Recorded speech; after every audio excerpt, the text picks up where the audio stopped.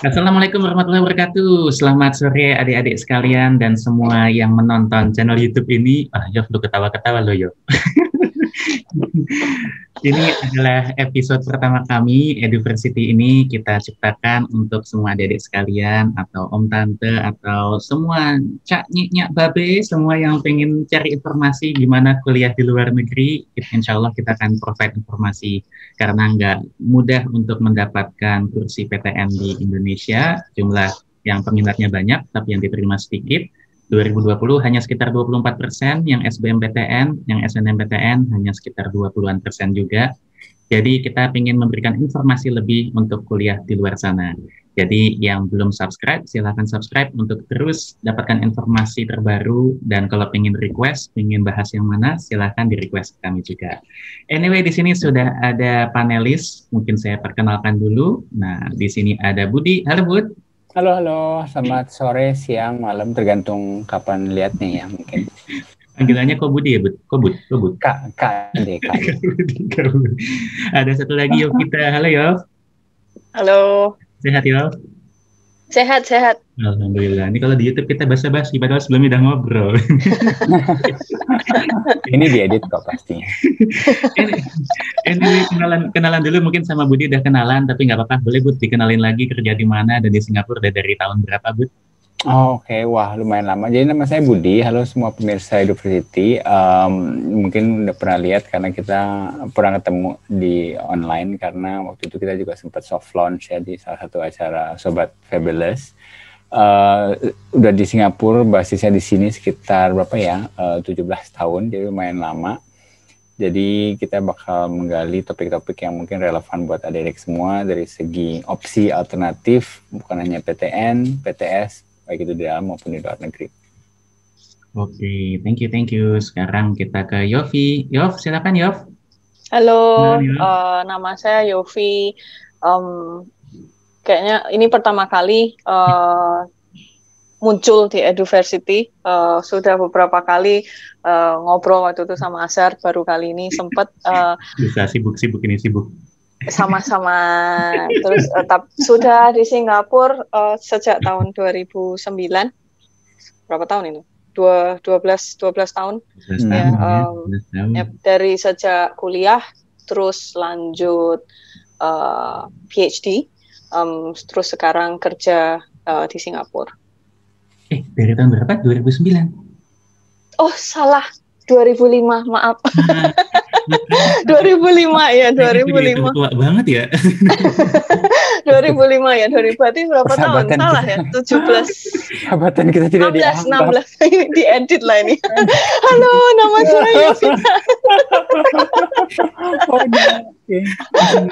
Ya, dari 2005, jadi udah 16 tahun. 2005 mulai kuliah, 2009 itu mulai PhD. Iya, kayaknya sebelum PhD memori udah hilang. Setelah PhD agak-agak permanent head damage. Ya. Sekarang kerja di mana Yov? Jadi aku kuliah waktu kuliah di NUS kan, kuliahnya ambil life science, biomedical science, terus lanjut PhD still in biomedical science. So sekarang kerja in a pharmaceutical company. Local pharmaceutical company di Singapura, namanya Immunoscape. Oh, dan udah berkeluarga juga ya, Via? Sudah punya anak? Ya, sudah punya anak satu. Anak satu, alhamdulillah. Budi, anaknya berapa, Bud? Kita edit yang ini ya, pasti. Langsung saya jawab, saya sekarang bekerja di bidang logistik di salah satu perusahaan manufacturing di Singapura. Jadi langsung dipasang di sana nanti. Anyway, jadi ini saya dengan Budi, dengan Yofi ini udah temenan dari kuliah. Jadi kita di Singapura itu memang apa ya, udah jauh dari rumah ya. Makanya kita cenderung mencari kelompok-kelompok untuk bisa berhahaha bareng. Nggak tahu nih, kayaknya salah kelompok nih sama gue. Ya salah kita, kamu sih beruntung. Kita sharing-sharing. Ini kan tahunnya COVID ya, pasti orang tua yang pengen melanjutkan anaknya kuliah di Singapura pasti pada mikir gimana sih corona di Singapura, bisa kasih update nggak? Mungkin dari Yofi dulu yang di pharmaceutical. Sekarang sih menurut saya di Singapura udah lumayan terkontrol ya. It's a new normal, obviously. Semua orang kemana-mana juga pakai masker. Tapi untuk jumlah insiden yang COVID sendiri udah lumayan terkontrol. Semuanya juga udah rame ya. Toko-toko, MRT, semua udah mulai back to normal. It's just that it's a new version lah. We wear mask untuk kerja, but yeah, so it should be fine. Oh gitu. Jadi untuk akses makanan, akses supermarket itu ada kendala nggak ya, Yofi? Ini nanya karena saya sudah berbasis di Indonesia, Budi sama Yofi masih basis di Singapura nih. Jadi first hand information. Akses makanan sih kita nggak ada masalah ya di sini. Mau untuk belanja kebutuhan rumah juga supermarket juga sudah normal, tapi karena saya untuk kebutuhan aku sendiri tentang waktu dan convenience and all that, biasanya sih saya pakai online shopping. Ini udah outdated saya ya. Jadi di Singapura sekarang udah kayak di Indo ya, udah ada Gojek, Grab gitu, udah gampang juga ya. Ada Grab, itu ya Redmart, ya Deliveroo, Panda is Food Panda ya, ada beberapa. Jadi untuk belanja dari supermarket, NTUC itu juga ada emak-emak yang ada. Ya? So NTUC juga sekarang bisa pakai app ya, dari pakai mobile phone devices bisa belanja. Redmart, Lazada. NTUC itu by the way di part grocery shoppingnya di Singapura ya, salah satu chainnya di sini.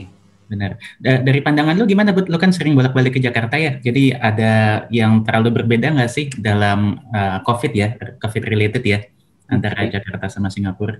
Mungkin nggak sering lagi. Jadi kita semua mungkin udah nggak travel dalam 1,5 tahun terakhir. Tapi ya udah nggak kerasa ya, kita udah hampir mau 1,5 tahun hadapi COVID, dan tiap negara mungkin strateginya beda. Jadi waktu itu Singapura pada saat puncak-puncak COVID-nya awalnya itu sekitar Februari-Maret, lumayan ngeri ya, semuanya juga ngeri lah di mana-mana karena ini semua virus yang sama sekali nggak tahu. Sampai sekarang juga banyak yang masih kita nggak tahu. Jadi mereka saat itu lumayan konservatif, sempat tutup bordernya, sangat selektif. Tapi ya namanya negara yang lumayan kecil, negara yang lumayan terkontrol, negara yang lumayan digital, mereka mungkin kontrolnya sangat ketat gitu loh. Jadi semua orang yang masuk harus langsung dikarantina macam, bisa terkontrol lumayan ketat, dan buat yang mereka yang melanggar karantina itu sanksinya lumayan berat, bisa itu denda yang lumayan berat juga jumlahnya, atau buat yang melanggar kalau mereka bukan warga negara bisa langsung dideportasi gitu loh. Dan udah ada beberapa kasusnya di sini, jadi message-nya lumayan keras. Ini serius, kalau melanggar kita nggak segan-segan ngirim kamu pulang langsung saat itu juga. Jadi udah lumayan banyak ya Yof ya, kasusnya sekitar 10 atau 20 orang asing yang melanggar aturan itu, karena mereka memang sistemnya ketat dan orang-orang biasanya nggak bisa kabur gitu loh, karena lumayan digital, kamera di mana-mana, harus report segala macam. Jadi itulah yang dilakukan Singapura untuk beberapa 1 tahun terakhir, dan karena kasus lokalnya dan kasus impornya terus dikontrol, jumlah kasusnya terus menurun. Jadi kita baru fase reopening yang ketiga di sini. Jadi mulai lebih rileks lagi. Jadi dalam negeri kelihatannya udah mulai normal. Yang nggak normal ya kita nggak banyak pengunjung aja, karena bagi Singapura mereka mengandalkan pengunjung ya. Mereka negara yang mengandalkan pendatang seperti itu. Jadi dari segi domestik udah hampir kayak biasa ya, seperti yang Ovi bilang, cuma kelihatannya kita pakai masker kemana-mana, dan untuk masuk kemana-mana ya pakai scan segala macam, karena memang di tracing kemana-mananya. So dari segi karena dari segi kasus lokal yang menurun, udah terkontrol, dan beberapa hari mungkin udah nol ya. Jadi mereka beranilah buka relax rules segala macam, walaupun kasus impornya tetap ada kayak gitu loh. Oh, berarti ini video ini per tanggal 30 Januari, jadi per 30 Januari ini sudah beberapa hari 0 case ya, Bud ya? Untuk kasus lokalnya nol, jadi ada masih ada kasus sekitar 2 digit, semuanya kasus impor. Jadi mereka pendatang yang The last one was the new strain ya, yang ketemu di hotel itu ya, kalau nggak salah ya? Yang ketemu di hotel, itu baca di mana ya? Baca di Warta Kota atau lagi. Tapi lampu merah. Indikator Singapura ramai atau enggak kan biasa dari Orchard Road ya. Orchard Road sekarang gimana? Sepi apa sudah mulai berangsur pulih? Udah kayak bahasa Polri. Orchard Road sih sudah rame banget sih sebenarnya. Jadi kalau jalan-jalan kemana-mana itu sebenarnya udah rame. Ya? Cuman semua orang pakai masker. Tapi tetap ada safe distancing rule. Jadi kita misalnya restoran juga dibatasin gitu. Jadi maksimum 8 orang untuk sekarang. So it was ada beberapa fase ya waktu awal-awal seperti yang Budi bilang, beberapa bulan pertama sama sekali nggak boleh makan di restoran gitu. Setelah fase pertama atau kedua boleh mulai makan di restoran, tapi dibatasin cuma 5 orang per grup. Jadi satu grup cuma boleh 5 orang. Sekarang fase ketiga kita boleh maksimum 8 orang untuk makan di restoran. Berarti orang tua bisa rest assured ya. Tadi pertama untuk belanja sudah ada online juga sudah. Terus juga supermarket juga tetap terbuka kalau mau yang ke sana. Terus juga untuk protokol memang sangat tight banget ya. Memang Singapura ini ukurannya 11-12 dengan Jakarta, tapi penduduknya setengahnya Jakarta. Jadi disiplin sangat bisa diketat sekali. Ini by the way saya lupa introduce, jadi Budi ini sudah sampai S2 di Singapura, Jovita sudah sampai S3 di Singapura. Jadi Singapura kan memang terkenal buat tujuan orang edukasi ya. Menurut lu berdua, kenapa sih orang-orang banyak yang milih Singapura bahkan sampai S2, S3, sampai S-teler? Mulai S2 dulu deh, lebih gampang. Baru S3. Kalau dia S4, mungkin kalau dia habis itu. Oke, mungkin semua orang pengalamannya beda, tapi buat saya pribadi sendiri, Singapura, kenapa ya pilih Singapura? Juga mungkin by chance, kakak saya dulu sempat mengenyam pendidikan di Singapura, dimulai dari ekuivalennya itu SMP atau SMA. Jadi beliau dulu yang datang ke Singapura, dia yang jalanin dulu, dia merasa ini bagus, dan dia mulai influence saya, coba deh, karena ya bahasa pengantarnya Inggris. Bahasa pengantar kan lumayan penting ya bagi kita kalau mau ke depannya nanti. So, udah ada persiapan Inggris bisa dibentuk pada saat kuliah, dan saat itu mungkin nggak banyak yang tahu.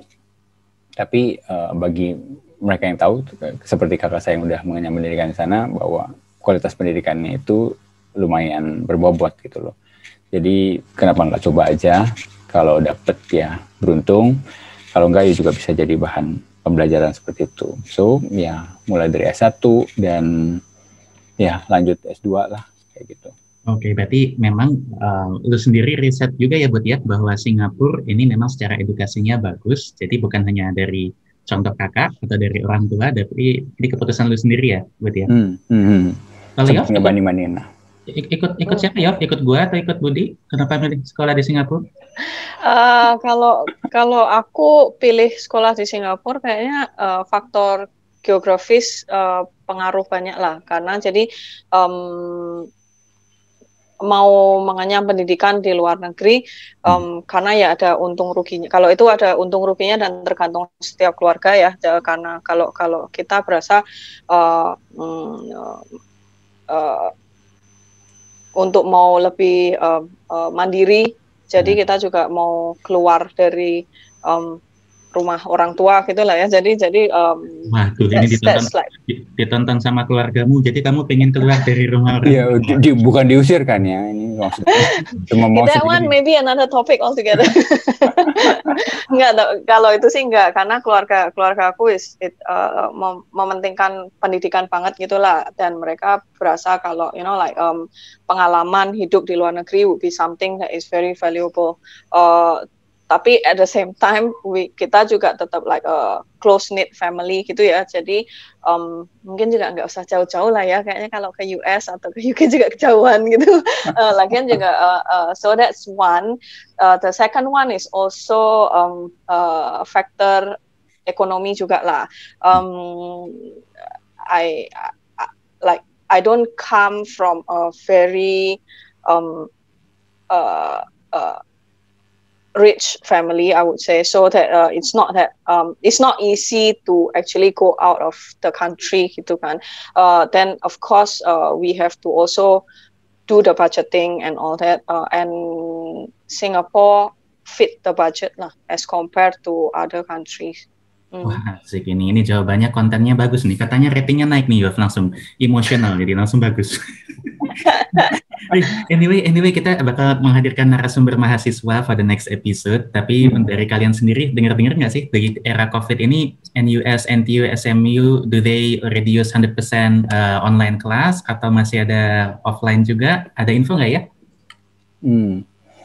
Mungkin ya sejalan dengan kebijakan pemerintahnya ya. Maksudnya kita mungkin nggak tahu persis apa yang dilakukan per sekolah, tapi karena Singapura kembali lagi aturannya lumayan ketat, jadi sekali pemerintahnya bilang something biasanya jalan.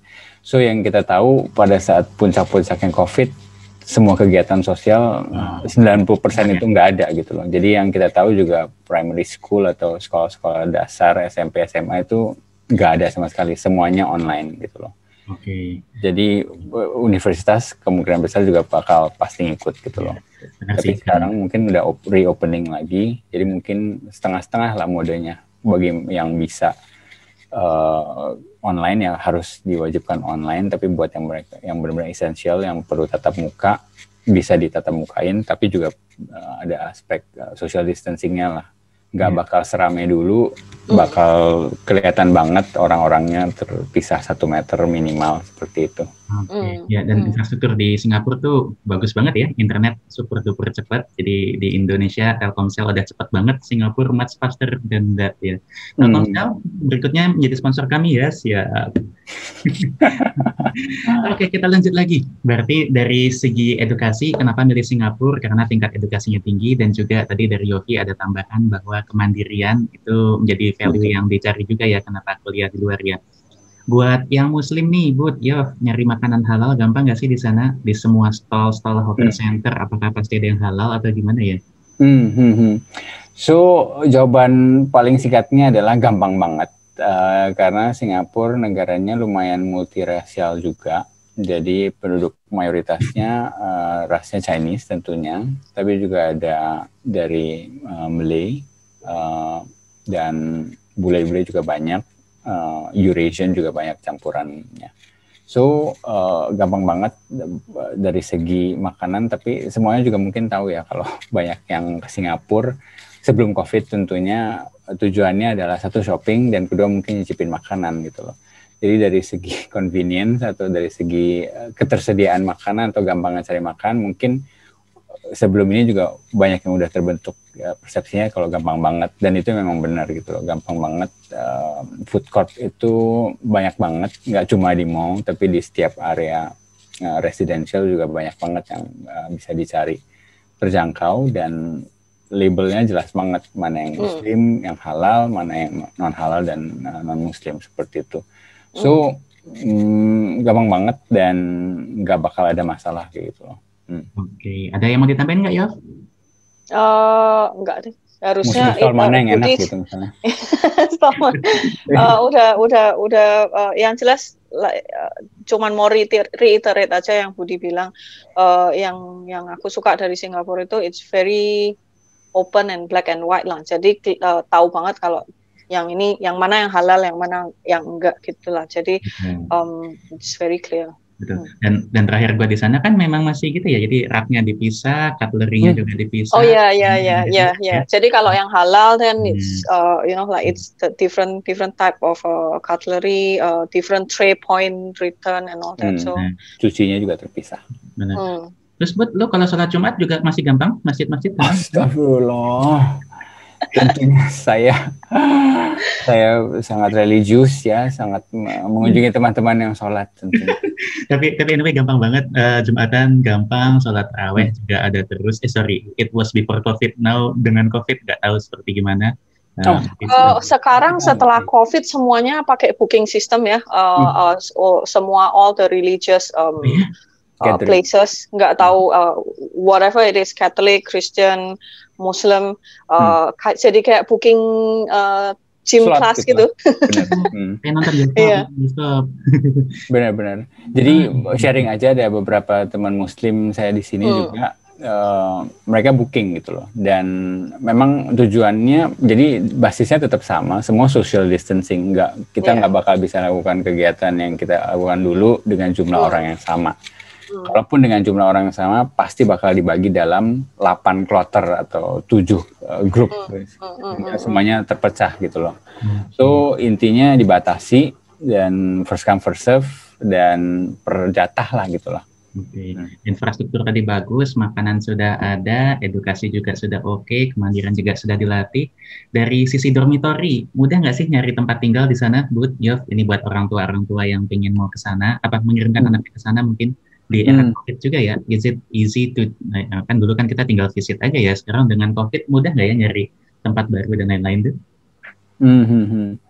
So, mungkin saya duluan ya, mungkin di zaman COVID perlu ditelah lagi, maksudnya sekencang apa mereka bisa menerima international student juga gitu kan ya, dan mungkin bakal bisa travel, tapi mungkin lumayan strict juga requirement-nya. Karena semua negara mungkin konservatif lah, daripada risk buka bordernya segala macam langsung, mungkin mereka juga bakal ada tahap-tahap tertentu untuk pendatang, baik itu mahasiswa ataupun turis atau orang-orang yang berbisnis gitu ya. So, tapi kalau misalnya semuanya udah lewat, requirement terpenuhi, bisa masuk. Dari segi dormitory, mungkin saya bisa share pengalaman saya yang lumayan udah lama, tapi mungkin masih relevan ya. Saya dulu tinggalnya di asrama di dalam kampus itu sendiri. Jadi ada beberapa universitas di Singapura, nggak banyak. Universitas yang besar seperti NUS dan TUSMU, biasanya ada kampus mereka sendiri, satu kompleks gede gitu, dan di dalamnya ada asramanya buat mahasiswa.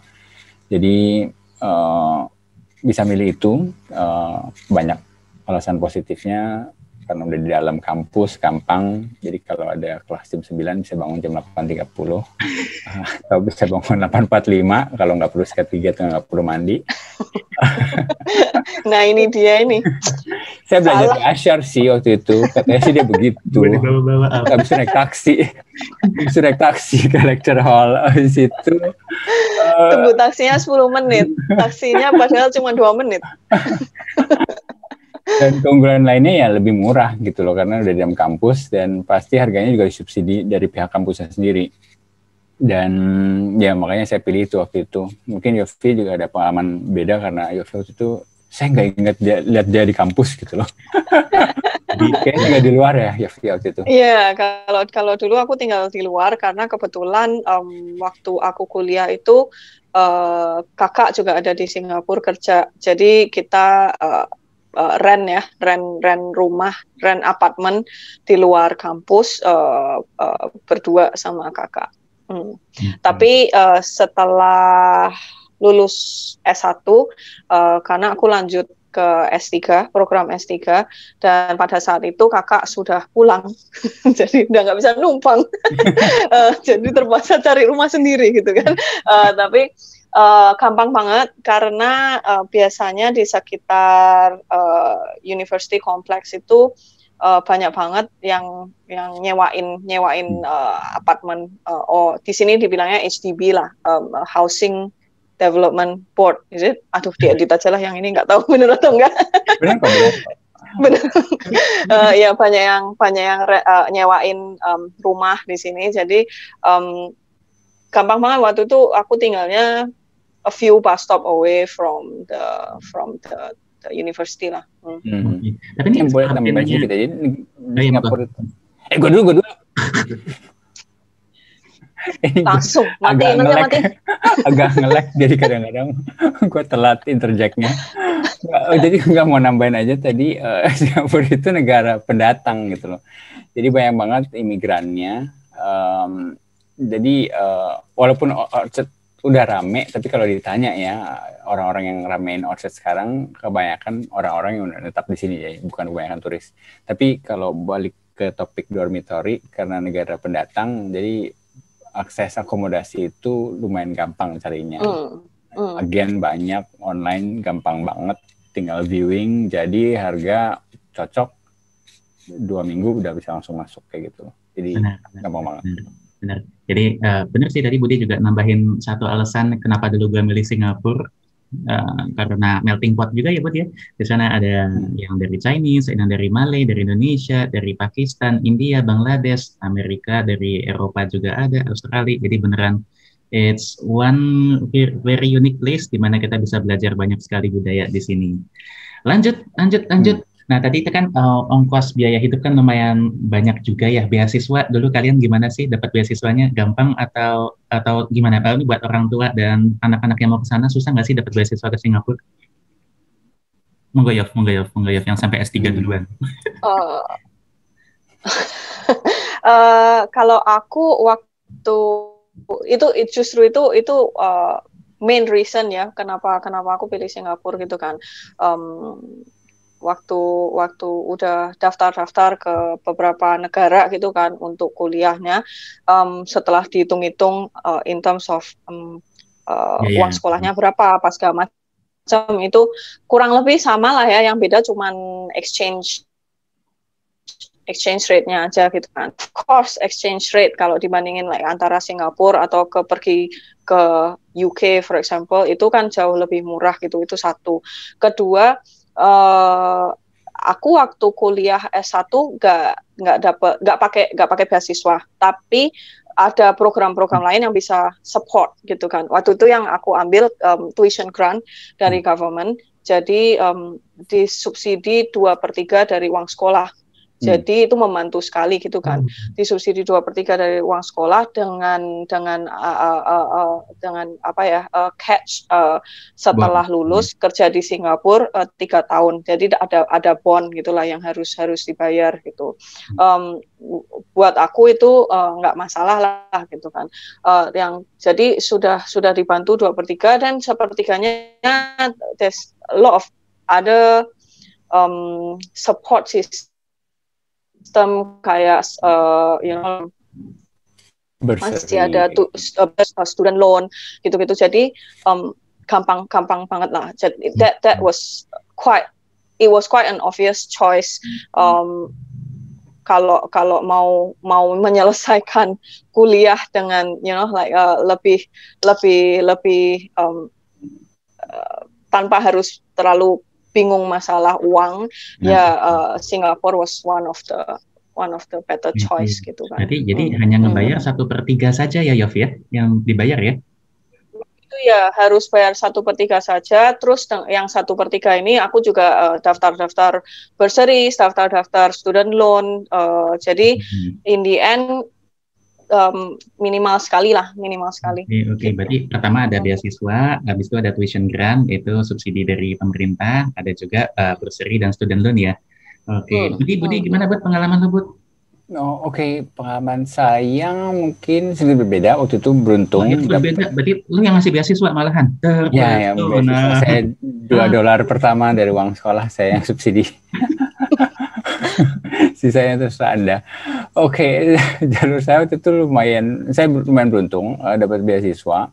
Jadi mungkin kalau mau di garis besari ada 2 jalur, satu jalur bayar sendiri, kedua jalur yang dibayari orang atau beasiswa gitu ya. Jalur yang biaya sendiri bisa 100% adik-adik sendiri atau bisa juga mengandalkan yang namanya tuition grant tadi ya. Jadi tuition grant intinya dikasih loan pemerintah, kalian bayar 1/3 doang, 2/3 nanti ditanggung pemerintah, dan setelah lulus dari kalian kerja di Singapura, atau bisa lunasin juga 2/3 itu, terserah kalian.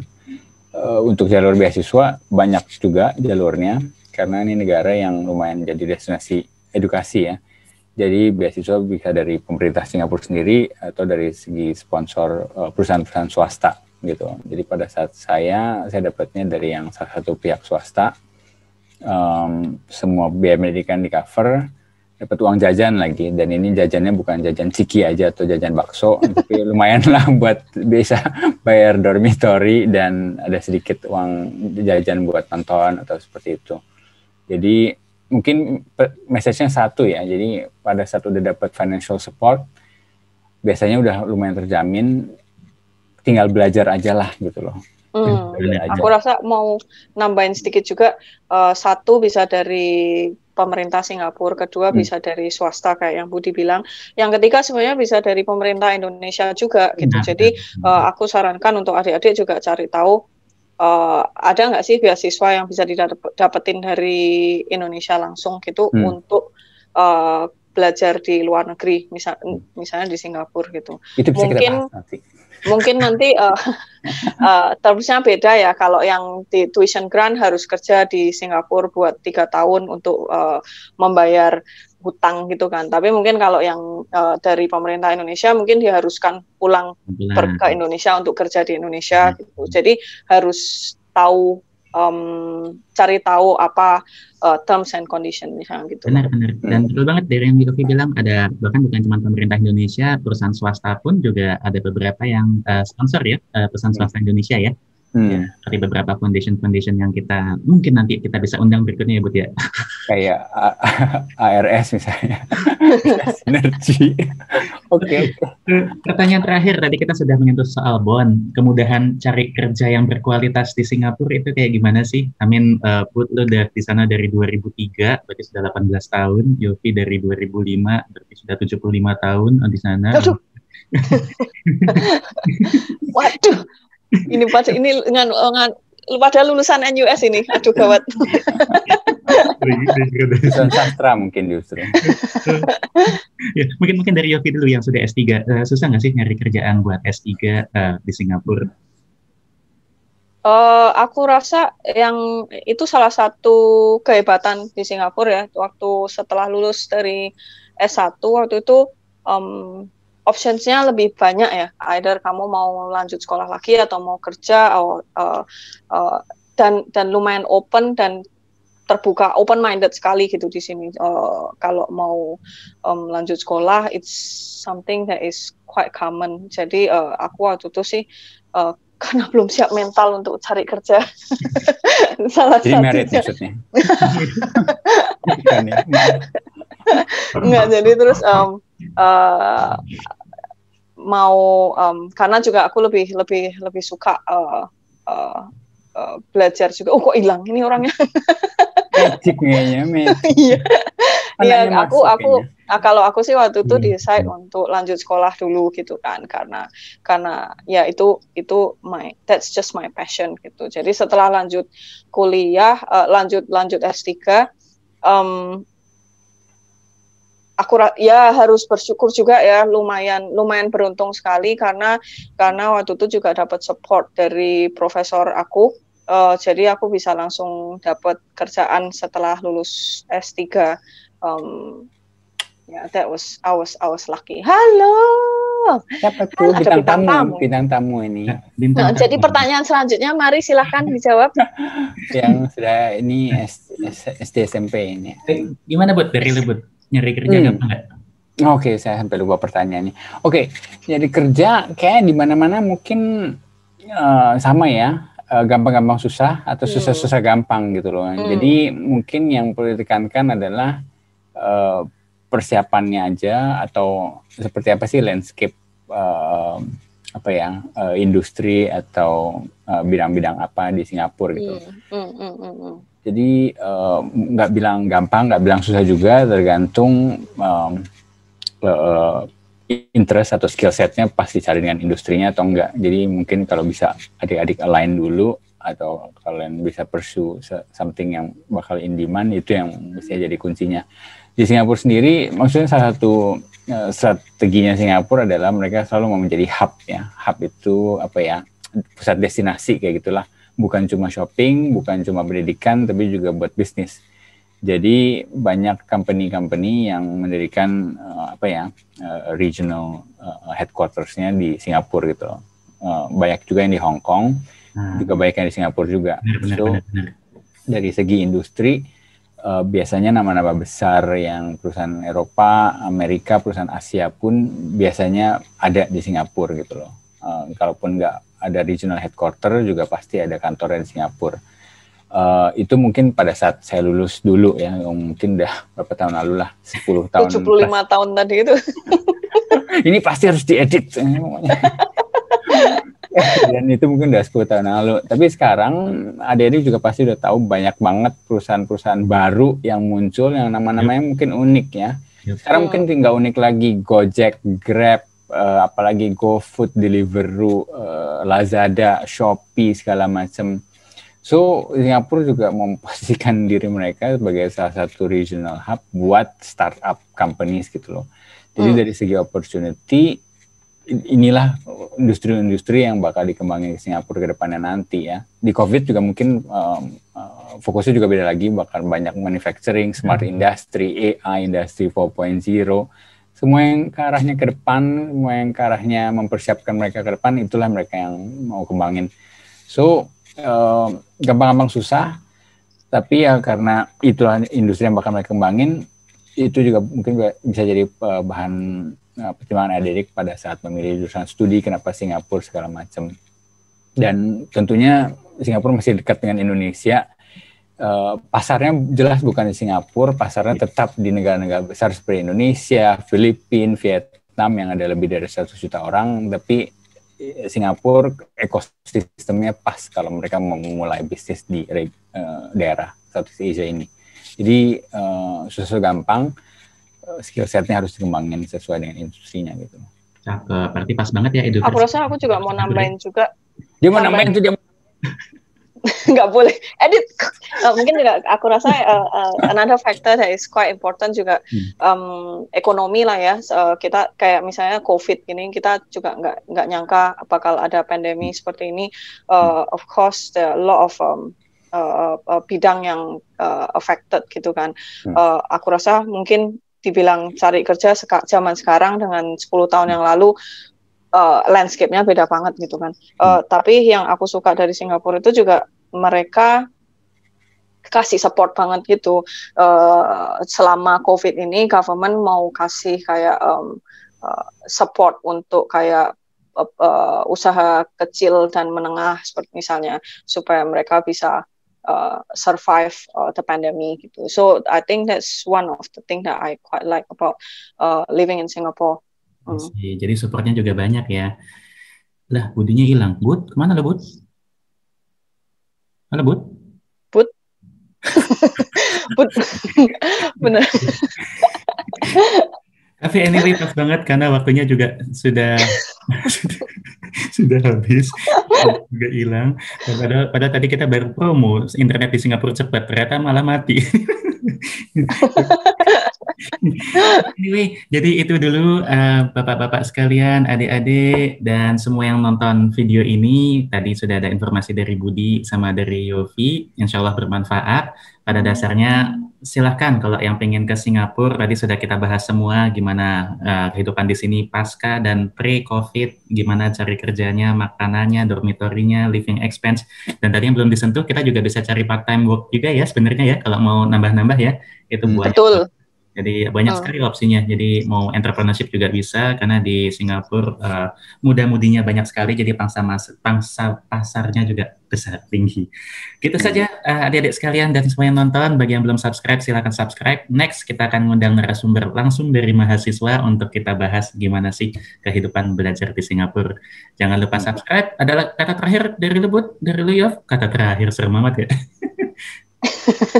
Dadah and stay safe. Terima kasih. Wabillahi taufiq wal hidayah. Wassalamualaikum warahmatullahi wabarakatuh. Dadah.